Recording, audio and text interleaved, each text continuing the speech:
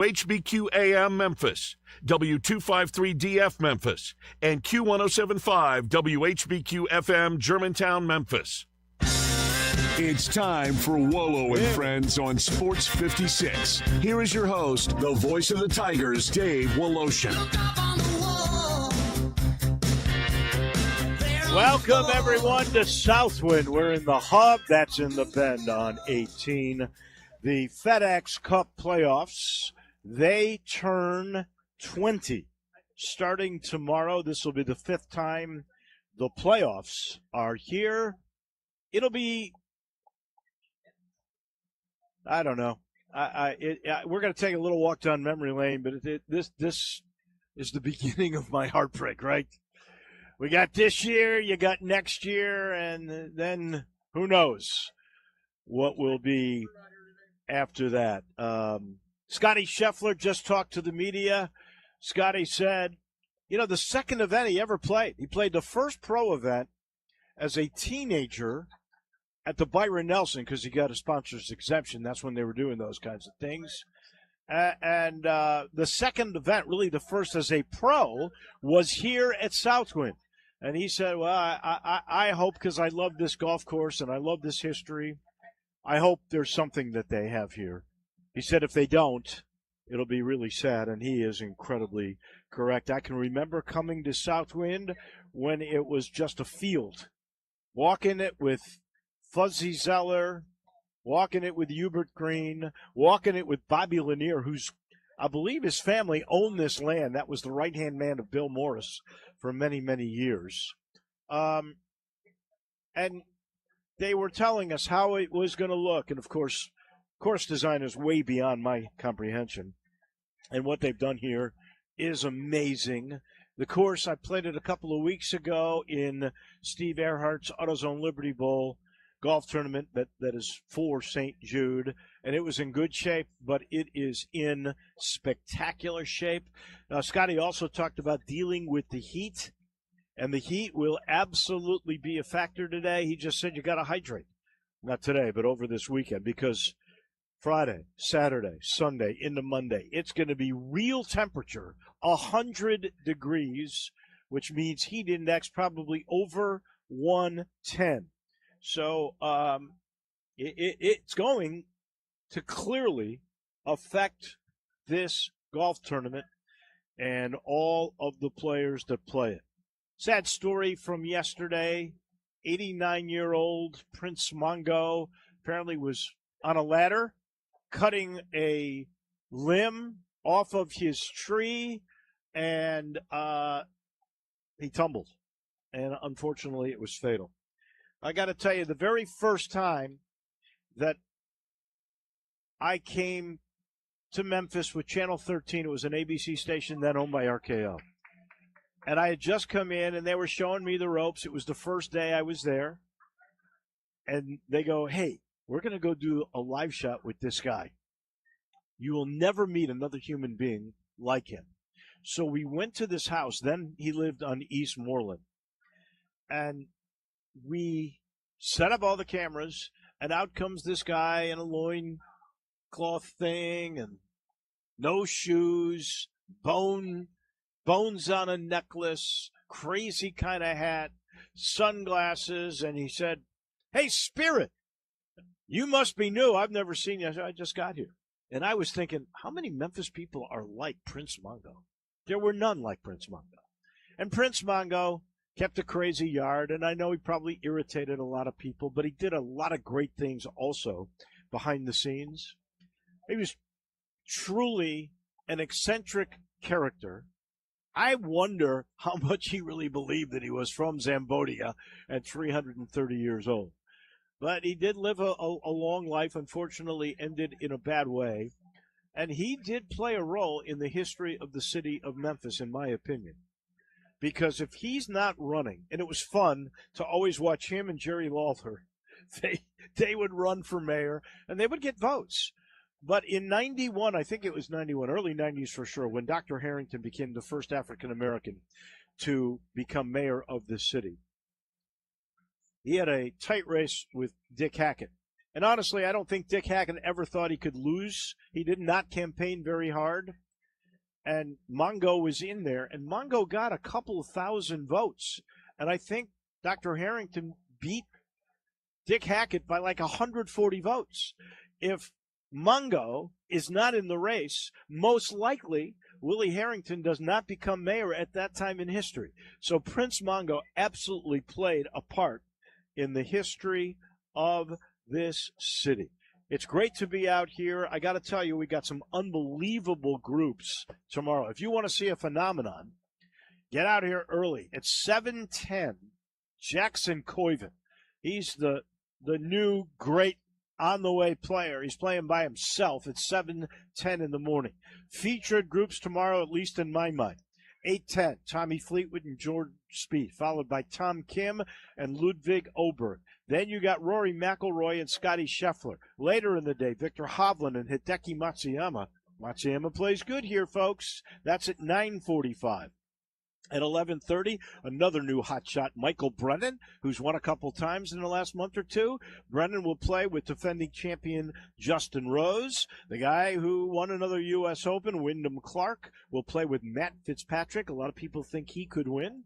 His brother's in the field, by the way. He plays right after him with J.J. Spawn, who plays this tournament really well. So they this course well. So they play at 11:30.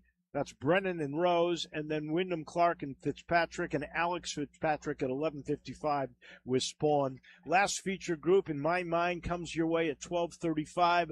That's Xander Schauffele and Sam Burns. Sam Burns was out this morning. Second thing. Scotty Scheffler teed off at 7. Sam Burns at 7:11. They only play 9 holes. And our friend, a guy who helps me a lot on giving me information on golf, Eddie McDougal, the former White Station coach and champion of the Pub Links many, many times, he was the caddy for Sam Burns today. So, and I think Sam's got a real good shot at winning this tournament. In the meantime, as I sit here in the hub, I want to let you know this portion of the show is brought to you by Dinstall's. And we got a Summer Sizzler special. It's peanut brittle, the old-fashioned brittle, butter brittle, really, chock full of whole peanuts, sprinkled with a dash of salt.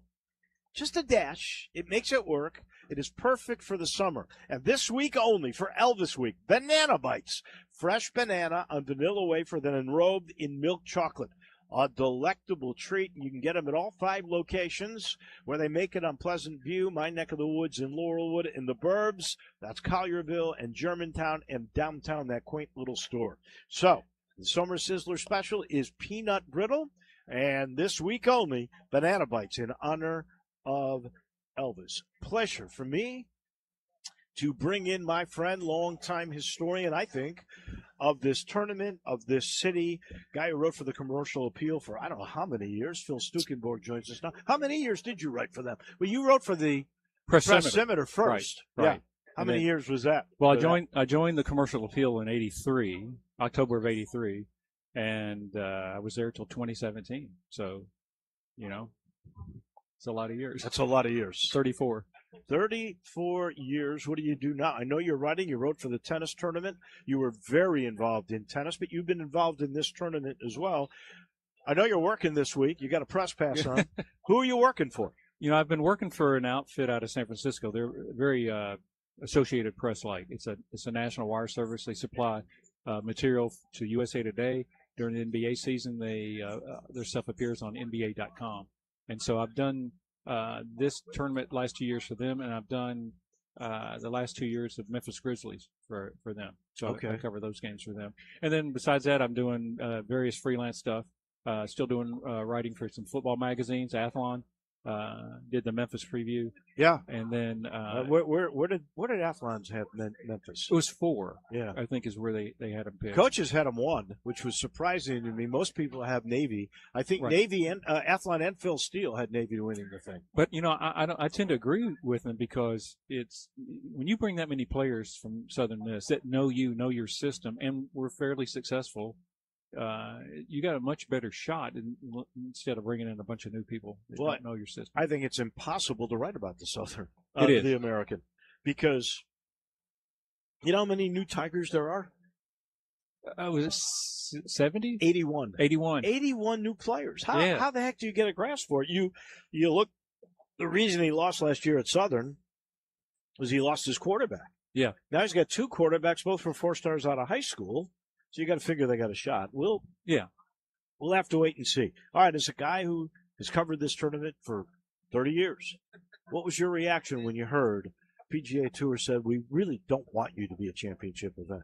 It was really, it was sadness, disappointment, and to think that something that's been just a bedrock of this sports scene for 68 years. And you look around. I mean, it's kind of sad walking through here now and going, this won't be here in 2 years. Because nothing, I mean, FedEx, the community, the volunteers, there's nothing that's been done that would tell you that the tournament should not be here other than them just wanting to go in a new direction or bring in more money, charge more for these events. I mean, there's something going on that we probably don't know that's allowed certain events to stay on the tour. I don't know. It's sad to me when something that's been here this long and done everything right is told they're no longer part. Well, I have no inside information. Just sheer speculation on my part, but I get the sense, the prices have gone way up. Yes. FedEx has a different view of marketing these days, and they've been involved with the tour for 40 years, and I know they wanted to be involved still in this Memphis tournament. Right. But I believe they said, we're not going to be your title sponsor. So it won't be the FedEx Cup next 2 years, a year after 28. Yeah. It'll be the Amazon Cup or something like that, right? And so once that happened, I guess their sense of Memphis just soured. And it's so sad because they're throwing away all that history. They're doing the same thing at Fort Worth. That Colonial has been there forever. I think they want to downgrade that to a challenger. Yeah. They'll still have the market with Byron Nelson. In Michigan and Detroit, big market, you'd think, but I don't know if they lost the Rocket. If Rocket's getting out of that business, and that's why they've, degraded that tournament, but that tournament's going away. And Atlanta, shocking. Maybe shocking. It's weather there like here. I don't know. What do you think the future will be for golf here? I don't know. I mean, will people embrace a Challenger Series event I know it's the Challenger itself is divided into two tiers. You've got 7 single years only event that week, and then 13 that are double ups. There's two. Right. There's two terms going. To me, so if you get one of those upper tier 7. of the Challenger, upper 7, is that something that will keep people coming out? I don't know. I can't imagine. Here's how I could see it, and I don't even know if this is what is in their plans. But there's relegation. So if there's a season-ending Sean tournament, McKeel brought this up. Did you see that? No, I did not. He has the exact same. You're going down the same road. But if there's a season-ending tournament and it means that you get to play on the big tour and you're at least somewhat of a name because you've done well on the Challenger, that might be worth it. Right now, I'm so mad. I'm saying go after Liv. Okay. Well, that's If Liv's got a $10 million purse and they keep their stars, you'd Sure. have more star power than you will with a Challenger event. Absolutely. And I've been so anti-Liv. Anybody who's listened to this show knows that. But that's how hurt and mad I am right now at the PGA Tour. But on the other hand, when your prospect is nothing, which could be in 2 years, right, we'll have a whole different perspective on it. Do you go after if Liv's not available? Do you go after the Senior Tour or the PGA Tour champion? Those are names that you would know everyone on almost every tee. You'd have Sean McKeel and Doug Barrett as your hosts. Yes. Lauren Roberts could come out and he could do the ceremonial first tee. What, David Hauser, Casey Wittenberg, maybe all those guys. I don't know what is out there. I've always kind of liked the Champions Tour, which is going to get renamed because Championship Tour too close. Right. So I don't know what they're going to call it. Maybe they'll call it the Arnold Palmer Tour. Somebody was saying to me, it'll be associated with some great, I'm sure. Mm-hmm. But I do think we might not feel this way right now, and I just am thinking of my own emotions. But I think when you're staring at nothing and you've been a part, golf has been a part of the Memphis sports calendar for so many years, that I don't think you turn your back on everything. And I don't know where FedEx would stand on a Challenger event. I don't either. I don't know if I was trying to read between the lines of their. I guess they put out a statement when this came to light, and the statement was, "We'll continue, basically, to make sure St. Jude is supported by us." But it was no mention of sporting event. It was just like, we're going to make sure St. Jude is always. Well, Jack Salmon said on this radio show last Wednesday, when the story broke a week ago, that some of that FedEx money may go to Memphis. And that could be for NIL, that could be for whatever. They're already doing patches on the jersey, emblems on the end zone and on the floor. Right. So we shall see. You are also a devotee of tennis. Yes. That really was your main beat with the commercial appeal, or your first main beat. Probably. And I just remember sitting before so many tournaments and talking about the event, talking about the field and who might have a chance to win. And I know that's your great love. You played tennis quite a bit. What do you think of the way this tennis tournament went? I'll give you my opinion really quick. I thought it was beautifully laid out. I think they got to play more night, which I think they already know. Right. I don't think it was promoted very well at all. Right. And I think they got to do a better job at that. I happen to know the guy lost money, but I think now that he can show people what it looks like. Yes. And look at the stories. You had Sloane Stephens, and you had the 16-year-old that may become the next great player. I mean, there were great stories. You can build on that. And he didn't lose a total bunch of money. Lost a little bit. Not bad. And I think you could make money, and I know it's here for 2 more years, so I think it's got a pretty good future. You're on the inside a little bit more than me. What's your sense? Well, you just kind of told me the story. You just repeated to me the story I wrote after the event ended, talking to Sam Duvall about things like playing more night matches, maybe moving the show court, the stadium court, a little bit closer to the main building, which would create more shade. I mean, he's trying everything he can to kind of conquer that problem with the heat. Also, it would get sponsors also closer to the area where they can kind of go and recline and hang out, and also probably see some of the event. So you could tell there was so much learned by just having one event here. It looked great. It did. The way it was set up. I understand moving that court closer. If you can do it, why not? Why wouldn't you do it? But I didn't think it was that bad. And how much shade would there really be provided? I don't think it would matter that much. It may be more for the sponsors to see from inside. I was talking to Joe Dank, who's going to join us here in a minute earlier today, and he was saying, well, you can rent those lights, those high-powered lights. Oh, no. And I'm thinking, why rent them? Buy them. It'll make the courts better for the players, the NCAA, the Tigers tennis, and everything else. And it's not like you're in a neighborhood you got to worry about. Well, as the tournament director Sam Duvall told me, he said, yes, we just need somebody to purchase them. Right. We need a sponsor. I have no idea. How expensive are they? I don't know, but it sounded like it was expensive enough to where they only did one just for that show court. Yeah. So it could be on TV. Great coverage by the Tennis Channel all week, too. Oh, yeah. Well, you can do it on YouTube. You get it anywhere. Yeah. Wait, but my question is, there's an expense to renting them. I get that. And I'm not saying you do that. I'm saying permanently put in the right kind of lights, because if you're going to keep this tournament here, if it would help Memphis, it would help get NCAA tournaments. They'd be happier. Right. It would attract television more easily. I mean, but I don't know the expense on it. But how many would you do? I don't think you could do every court. So do 3 courts. Yeah, you could do 3 courts on the closest to the building. Yeah, that's possible. But I just remember that being just the way his mood changed when I asked him. It was like, it's pretty expensive, but yeah, it was something I think they would look into.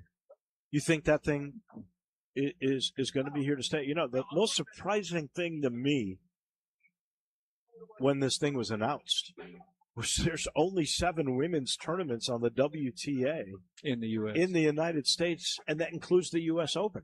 Yeah. I mean, well, it mirrors what happened in the men's tour. Yeah, sure does. When you first came here and you talked about maybe going to the tennis tournament, there were tournaments in Chicago and Philadelphia, and they were Palm Springs. I mean, you had all these events that you don't have anymore. You know, one thing that most people don't realize, you go back to the advertising, because I was talking to the Sam Duvall, the tournament director, and saying, you know, the Racket Club used to put up a banner along the fence on Sanderland and then also on White Station about a month before. Sure. You know, come see the stars, you know.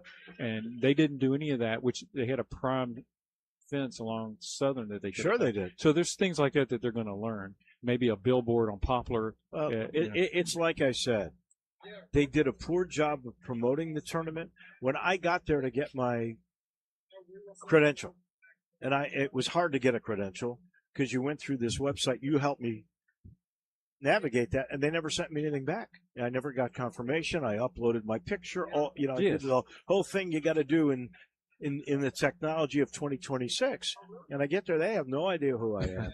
and the woman looks at me, and she's from Charlotte, North Carolina, or Austin, Texas, because there were two people I was talking to, and that's where they were from. And I had explained who I was, what I did, and she said, "Well, you know, we had 120 people apply for media credentials," and I wanted to say that's a good thing. Right. That's a good thing. She didn't view it as such, and I'm sitting there going, and of course you had 120. There's only 7 women's tournaments in America. Right. And they didn't get that, so they need to get that because they can make this bigger and bigger and bigger. It's so difficult in this current climate to get your word out. I mean, where would you have seen it? Would you have seen it on Instagram or Facebook? Would you have seen it? I don't know if it was. I don't know if they ever did a few ads on television. Obviously, newspapers can't devote as much time as we were able to do back in the 80s and 90s. There's just not the staff to do that stuff. Because on top of the women's event, played a week later was a men's challenger event, which is superb tennis. It was in South Haven. It's been in South Haven for 7 years. Leighton Hewitt's son played in it. Leighton Hewitt was there coaching his son. I mean, there's stories galore like that. But but did you know? No, I did not know. I didn't know until I ran into the tournament director. So it's a tough thing. Speaking of which, and going full circle back to golf, what are you working on? What's your favorite angle for this year's tournament? Oh gosh, what's happening here overshadows everything for the first few days. Yes, it does. And then the storyline will develop once the golf is started. As I said before to someone, it would be great if Scotty Scheffler kind of becomes a champion before this thing closes out. So you can go from Arnold Palmer to Nicklaus to Scheffler, and right. To me, that would be a great. Well, he's got a shot at it. He hasn't won since the beginning of the year. Yes. That would make it a good story in its own right. And there's symmetry because he just said, really, this was the first tournament I really played in because he got a sponsor's exemption into, I think it was at Las Colinas back then when Byron Nelson, gave him one when he was first starting. And, he got in here and I don't think he's ever done really great here. No. But he also said how sad he was this was leaving. Yes. I mean, again, I think they get used to putting their calendar together, and they know spots they like. I think they enjoy coming to places that are familiar to them. Of course, in the city.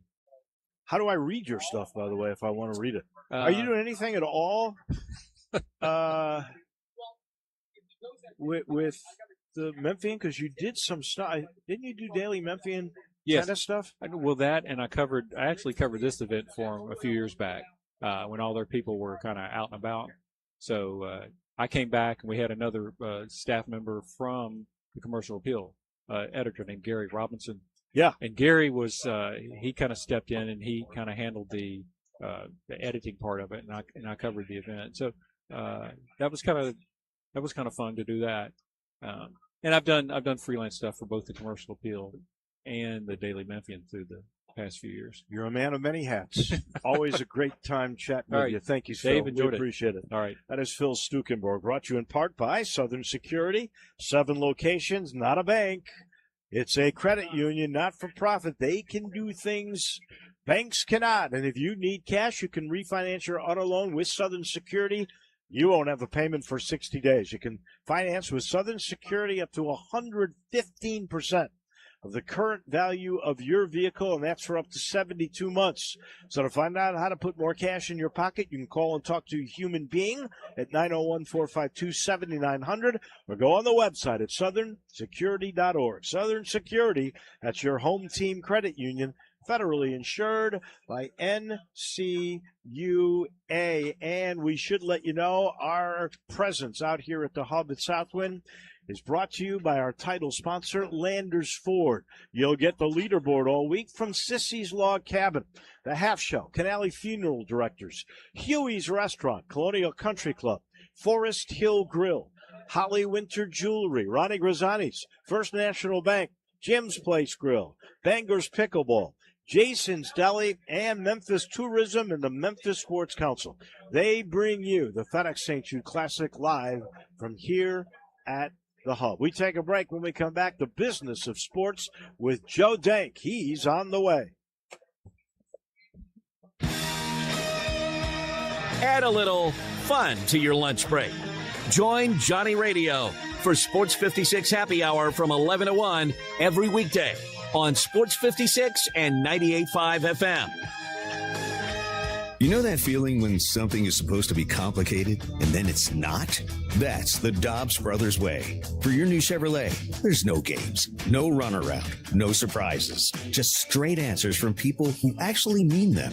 Buying a car shouldn't feel like a battle. And at Dobbs Brothers Chevrolet, it doesn't. Trust, transparency, and driving our community forward. That's the Dobbs Brothers way. Shop Dobbs Brothers Chevrolet of Bartlett today.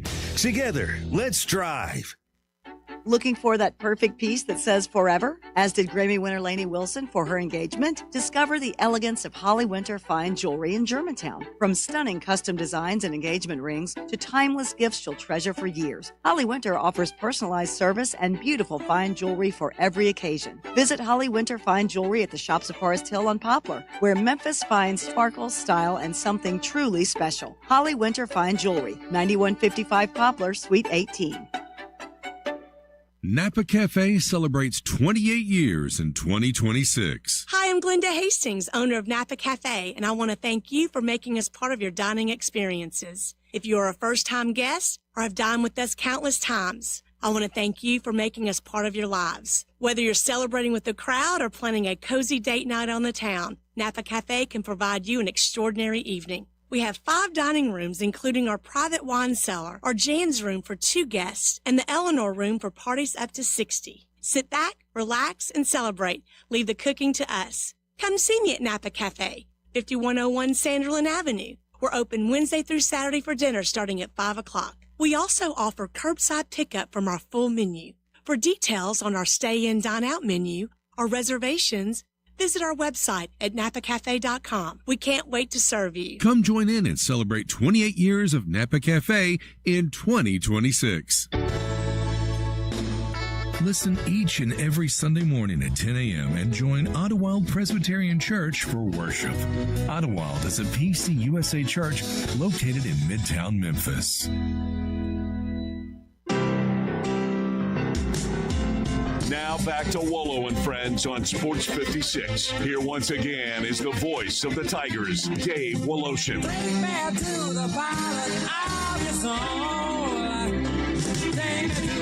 Welcome back here at the Hub. We've piloted our way thanks to Phil Stukenborg.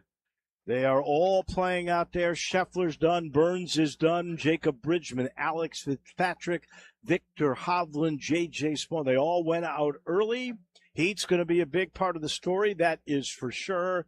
And we shall see, because really the story today is still the heartbreak of not getting the tournament after next year.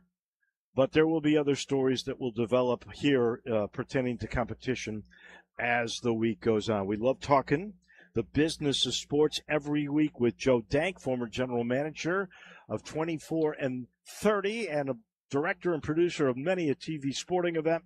He knows the biz, and he knows how this tournament is going to be covered this year. But we haven't talked since the news broke a week ago. You were in New York City watching Broadway plays about the turndown of the PGA of the city of Memphis and the FedEx St. Jude Classic. So first, your reaction on that? Well, it was perhaps not a surprise, but certainly a huge disappointment, of course. And for so long we had always talked about the relationship between FedEx's title sponsorship of the tour somehow being linked to maintaining a spot on the tour and having a premier event. And once it began to appear, and it really, the day Rolap announced all of this and kind of whiffed on the question and passed on the question of FedEx's continued involvement, that was the initial warning sign that maybe that part of the piece was not going to continue, which then kind of logically led to perhaps the tour stop being in jeopardy as well. And that's the way it appears to have come down. And it is very unfortunate. But, the interesting thing, and so many people have thrown around the terms loyalty and 40 years and all of those things. But, the nature of big time sports at the highest level is just simply big business. And it is business these days. And all of this stuff goes to the highest bidder. And in the absence of FedEx either wanting to be involved or unable to continue at levels demanded by the tour, then that's how things start to cascade. And it's very unfortunate, but it creates challenges. And we know that the status of this golf tournament isn't the only major sports challenge in our community. And the last 10 years have created really intense challenges for everybody associated with it, whether it's when do we get the arena lease to create NBA certainty in the future? Where is $50 to $100 million? Where is $50 to $100 million to keep AAA baseball in the community? And if you go to 24 playoff teams in college football, who's going to play in the Liberty Bowl? These are all things that affect these things that have been jewels in our community and things that we're all so proud of and that, we have always really found to be special parts of this Memphis area. This one is a head scratcher on the PGA's part because you did have FedEx from every source I know that was willing to ante up to be a championship event. I don't think we're going to be a title sponsor anymore. So I hear record sponsorship sales and ticket sales. I'd like to know, here's a homework assignment for you. Comparing this Memphis tournament from last year, say, to other PGA Tour events, attendance and TV ratings and sponsorship money, if you can find that info, and see if there's a correlation with why the PGA did not want to come here, because it is baffling to me. In the meantime, I know you've got but David, yeah. Look, the PGA Tour didn't do it because it didn't have a better deal, right? They did it knowing that they know they have a better deal going forward, or they wouldn't have made the move they did and announced it when they did. Yeah. Well, we'll see. I mean, these guys, absolutely see. These guys are handsomely compensated to make deals that are in the interest of the entity that employs them. And so you have to believe that money talks, and it talked in this case, and they did a deal that they thought is in the best interest of their organization, probably primarily in terms of financial consideration. We'll see. In the Why meantime, else would they do it? I don't know, because if Memphis is willing to pay the going rate, there's not a better deal. There's not a better deal. Better weather, maybe. There's not a better deal than the price that they were going to ask if it's the same as they were asking everybody else to be a championship event. And from every source I know, they were getting it. Is the TV ratings going to be different if it's in a different city than this? No. It's the players, and the players like the venue. So I'm still baffled. Tell me TV coverage, because it's actually a little bit more covered this year, huh? Yeah, there's an added twist this year, and ESPN, as I think we know, does, they do this thing called PGA Live, and that's on the app, and that includes feature groups and everything else. But earlier this year on a major, they added this coverage to their linear channels, meaning ESPN, which is traditionally on cable and satellite.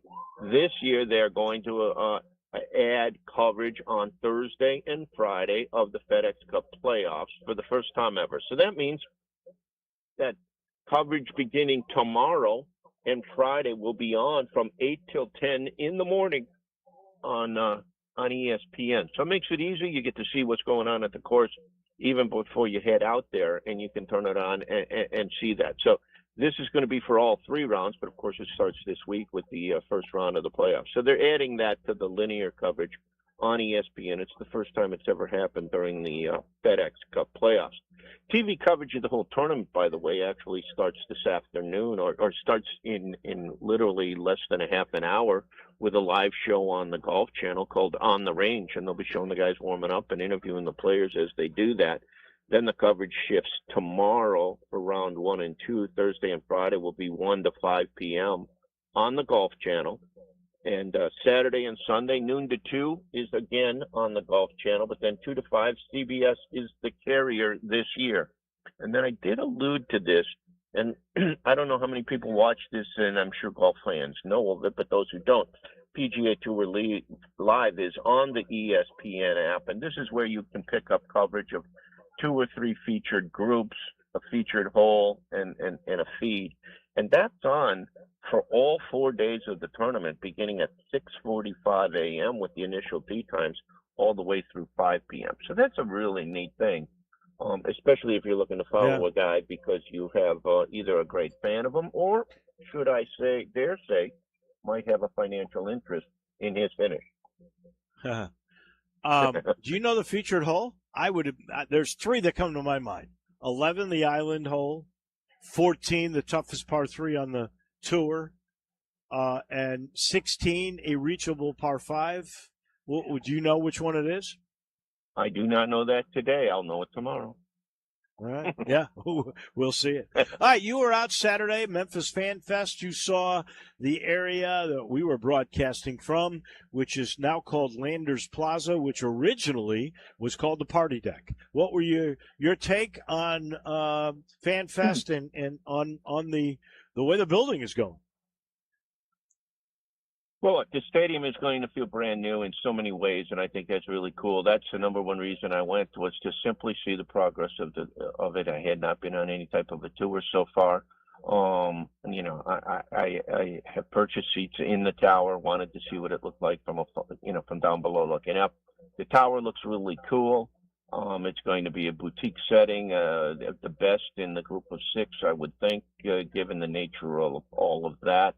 I thought the work done to the far side, to the suites there, which cleaned that up. And then all of the work by taking out the seats and sealing it up and doing all that really makes it great. I heard Kent Ritchie on yesterday with you talking about the Landers Plaza and all of the marketing opportunity it affords him and his organization. He talked about parking automobiles and displaying that and doing all of those things. Seems like a great idea.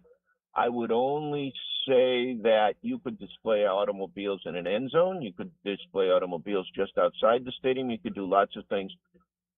I will never completely understand the idea of removing all of those seats on that side of the field between the 20-yard lines to create this party deck. I will tell you this, and Kent mentioned it yesterday as well, you can't see the field from most of the party deck.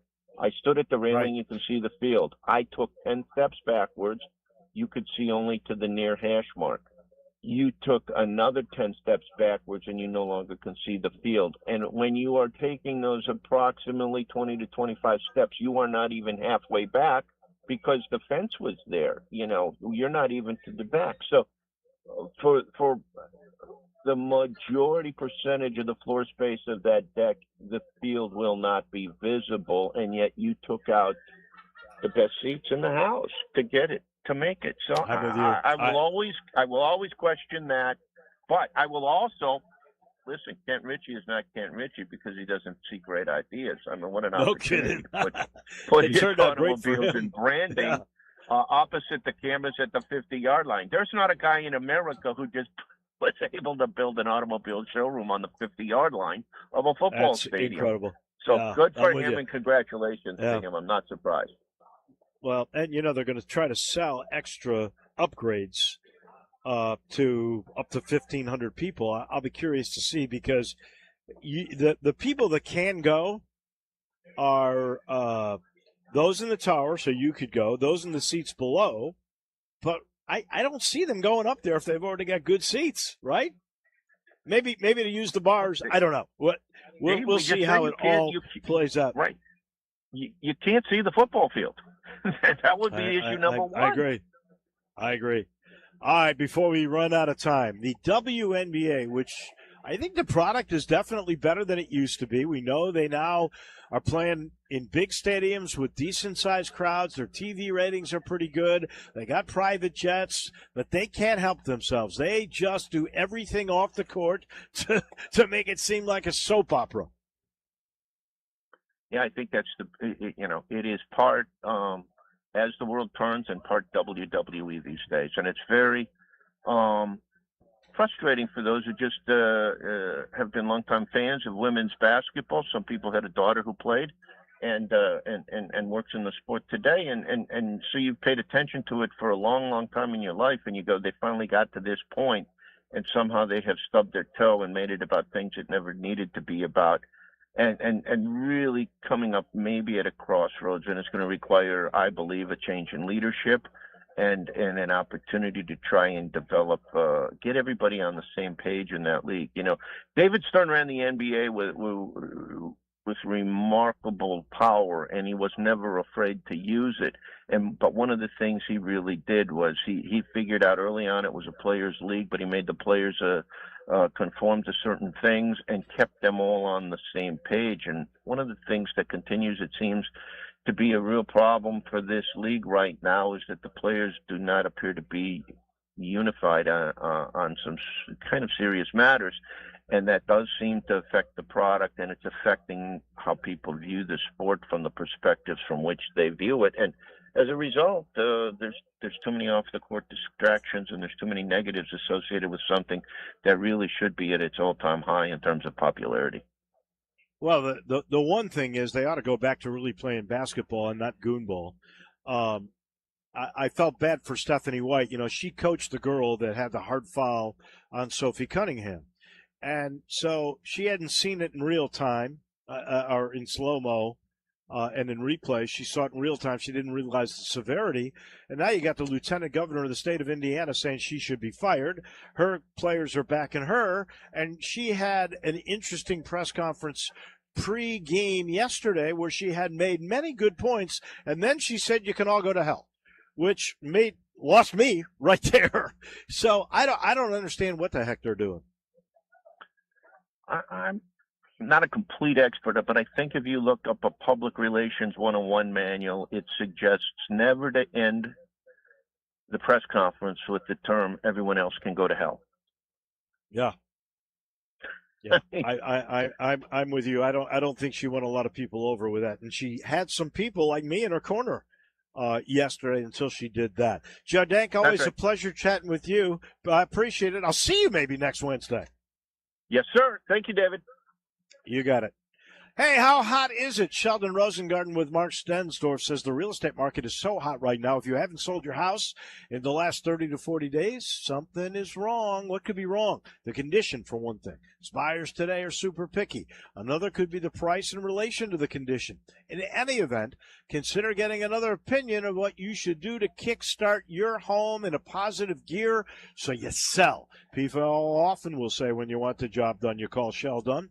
While half of his time may be spending hitting golf balls into lakes, woods, or sand traps, the other 7/8 of his time, that's right, 7/8, is spent advising people what to do on how to accomplish their housing goals. People often call him just to talk about your situation. He's more than happy to help. So if you want to talk, whether it's about selling your home or have some advice to improve his lousy game of golf, you can call Sheldon at 483-0546 or MemphisRelocate.com. We take the break. When we come back, the golf gang is here. We'll make picks and a whole lot more. That's next.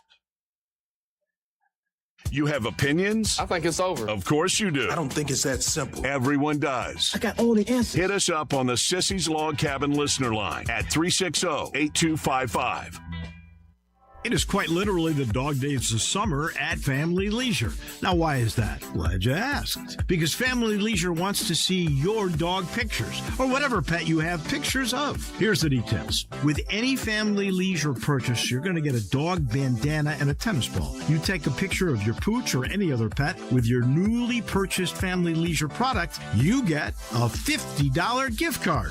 Come on, how many pictures do you already have of your pets on your phone? Family Leisure is giving you an excuse and a gift card to take one more. Now, what other dog days deals are there at Family Leisure? How about a swimming pool as low as $19.99? How about patio furniture that's up to 50% off? Get this, if you purchase any hot tub in stock, Family Leisure will give you a free theater seating set. Now you know why they're called the dog days of summer at Family Leisure. Family Leisure, Whitten Road at I-40, where family fun and your pets all come together. The best clubs never stand still. Colonial Country Club has been an iconic part of Memphis golf for generations. And today, a multi-million-dollar reinvention is reshaping its future. Members enjoy championship golf and family-focused amenities, including pickleball, tennis, swimming, fitness, dining, and a vibrant club calendar. History matters.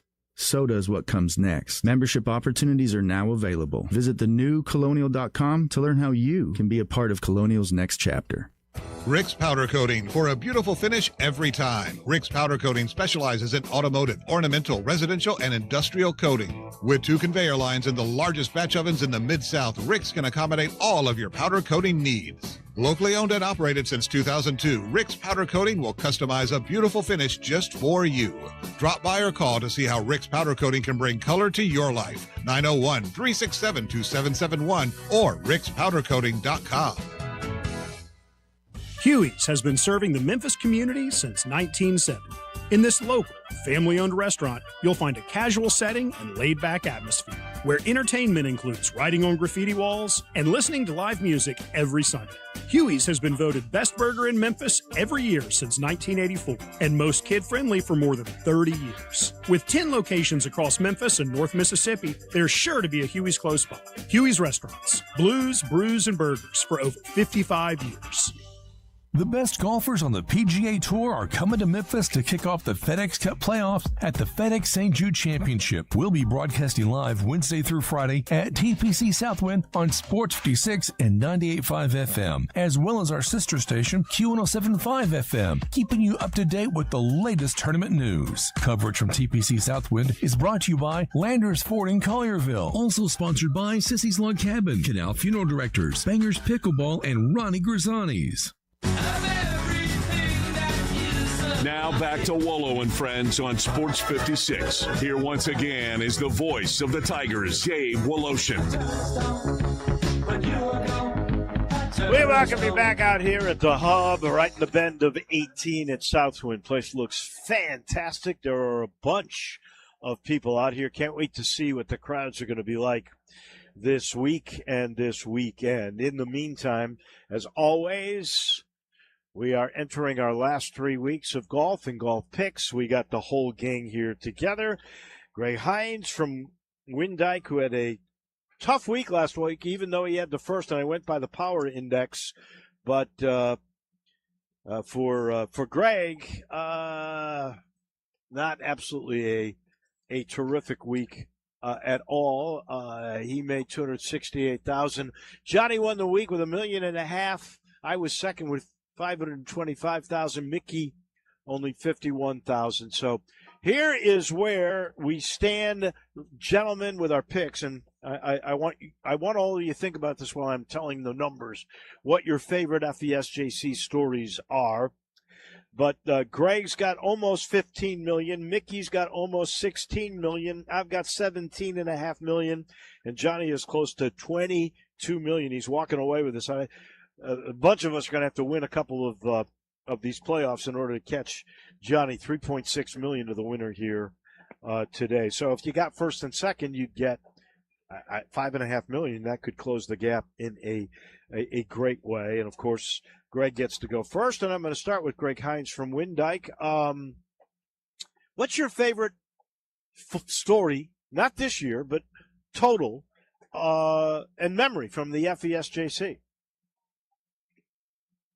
Wow, there's so many good ones. You know, my wife worked here for about 4 years, and you know, back in the late '90s, and just how good the players were, and how good they were to her, and you know, just over the top, just seeing the kids out there and everything else. It's such a truly remarkable, fun experience out there, and you know, Memphis is such the biggest small town you've ever been to, because when you go out there, you see hundreds of people you've not seen in a long time. So it's just the feel for me all the way around. I can't tell you there's a single golf shot I overly remember, but I do remember that it's a great experience. Johnny, I know you caddied in this event. Your probably your favorite event is going to be the Geiberger 59, the first ever 59 on the PGA Tour. So I'm sure you got a lot of memories. What stands out for you? Hello, everyone. Caddying out there 53 years ago at Colonial was special. Was sitting on the putting green, getting ready to work the scoreboard as a volunteer, and Frank Beard walked up and asked Mackie Sneed to be his caddy, and Mackie was already caddying for Will Hominick. So he asked me, and I said yes, and he made the cut, and so I got to caddy 5 days, and it was a great experience. Really got me into Wait! What kind of money? What kind of money did you make back then? Well, we made the cut on the button, and then he came in dead last. And we're walking down the 18th fairway, and Frank Beard says, "Johnny, you did a good job. I think the payday for me is going to be $250. What do you say we split it?" And I said, "Sounds great, Mr. Beard." And so I got $125. But yeah, and you know, but you the should have made $250. Yeah, the greatest experience, you know, my personally being at the tournament, covering it with the magazine, was when Greg Norman birdied the last 3 holes in '97 to win by 1 shot. I think for me, and I mentioned it earlier, and I can't remember the exact year, but DJ hitting that ball from way out to win it on a walk-off or a 7-iron off, hold the shot on 18, that goes up there a long way. You know, just the fact that Lee Trevino and Dave Hill were the early guys, those I wasn't around for, but those are great memories of this tournament. Mickey, you've been around a long time. I think you missed those early Colonial days, but your favorite memories, and you played in this, didn't you?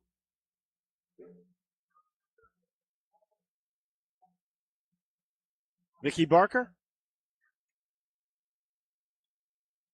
There we go. Hey, guys. Have we got Can you hear Mickey? me? Yeah. I hear you now. You played in this, right? Yeah, 2005 would definitely be my favorite memory. I got lucky enough to be able to play 2 rounds. I was a little out of my league for the second 2 rounds, but it was awesome. It was the greatest experience playing golf that I've ever had. Who did you play with? Who were the pros? I played with Roland Thatcher, was the biggest. He was pretty well known at the time. He was, and then Chris Thompson, I believe is his last name. Not very well known. I know he was on the Big Break on one of the Golf Channel shows, but Roland had the best finish he'd ever had that week. He finished in the top 10. Huh.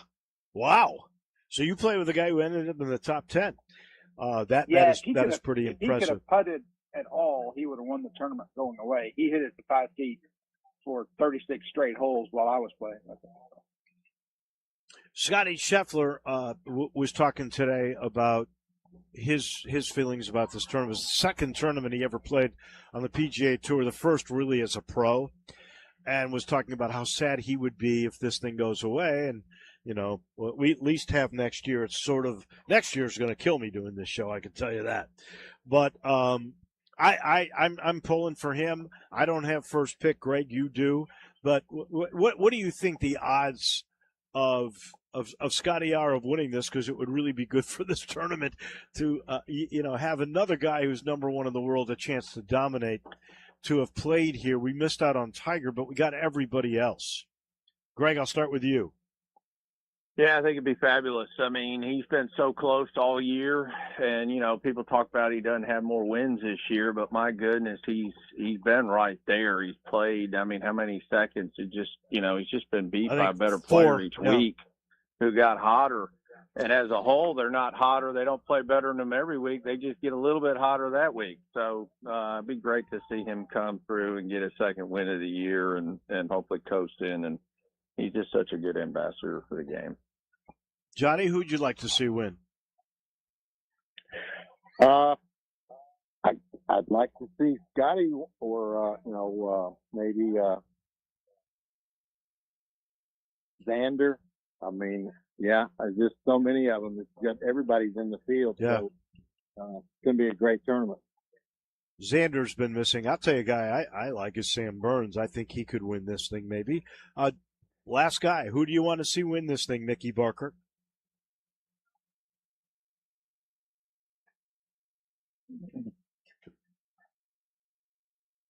Mickey?